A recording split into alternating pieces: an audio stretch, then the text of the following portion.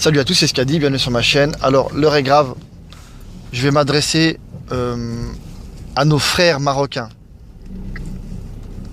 Messieurs, les corbeaux viennent de s'arrêter à vos frontières.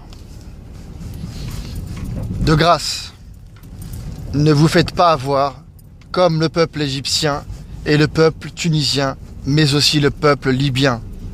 De grâce, ne soyez pas tentés par le diable. Aujourd'hui, un piège vous est tendu.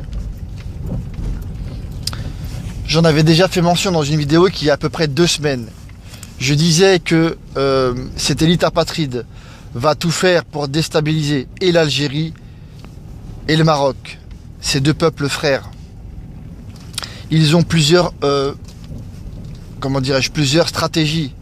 Il y a la guerre fratricide entre l'Algérie et le Maroc, avec ses frontières dessinées à la règle par ces anciens colonialistes.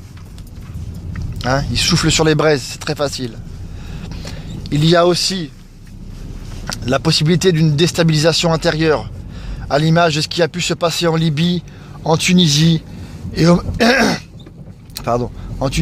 en Égypte. De grâce, peuple marocain, je vous mets en garde.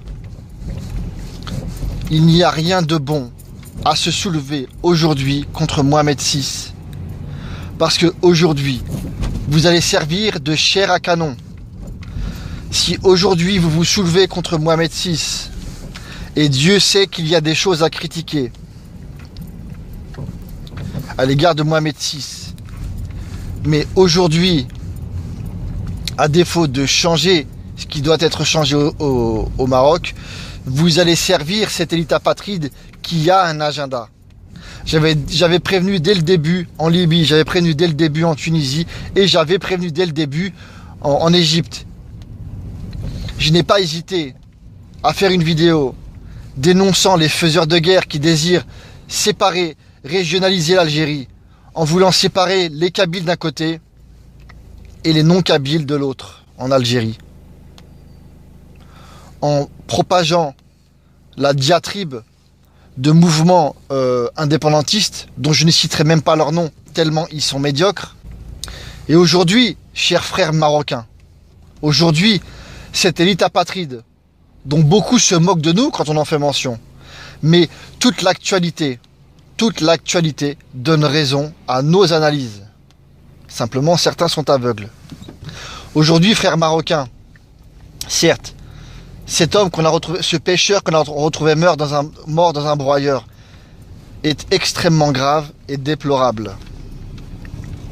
Sachez une chose, on nous fait croire que c'est par l'immolation d'un homme que la révolution tunisienne a démarré. Pas du tout. Pas du tout. Ça, c'est simplement l'étincelle. La Tunisie était une poudrière. Et derrière, il y avait les marionnettistes. De toute évidence, il y avait les marionnettistes. Et tout le monde l'a reconnu après. Ce qui a permis à la Tunisie de créer cette fausse révolution, ce sont les réseaux sociaux. Est-ce que je dois vous faire un dessin? Je me rappelle sur iTélé, pendant la pseudo-révolution en Égypte, maintenant qu'il y a devenu une dictature militaire, pendant la pseudo-révolution en Égypte, iTélé, cette chaîne de propagande, avait trouvé formidable de suivre un de ces révolutionnaires qui parlait formidablement en anglais et qui était spécialement revenu des États-Unis pour faire cette révolution parmi ses compatriotes. Dois aussi je vous faire un dessin ici? Alors certes, je ne crois pas aux révolutions spontanées.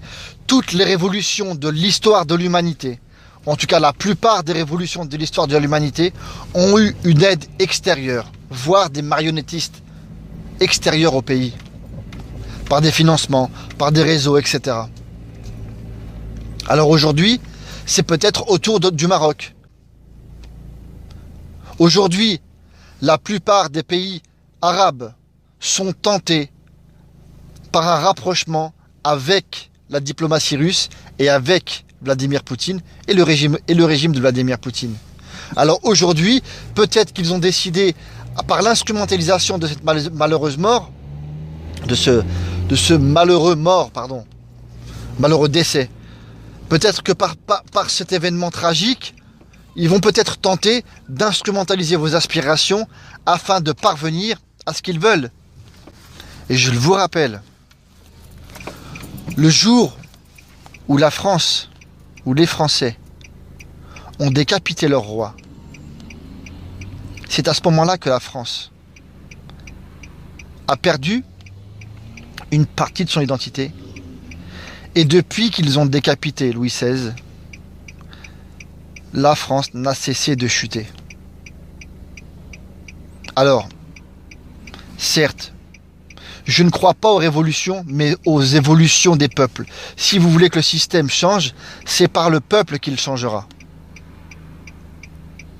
Mais aujourd'hui, je mets en garde la communauté marocaine de France, je mets en garde le peuple marocain par cette instrumentalisation de vos aspirations. Ne tombez pas dans le piège.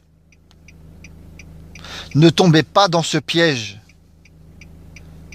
Ne faites pas comme ils ont fait en Libye. Ne faites pas comme ils ont fait en Tunisie. Ne faites pas comme ils ont fait en Égypte. Ne faites pas comme ils ont fait en Syrie. Ne faites pas comme ils ont fait au Yémen.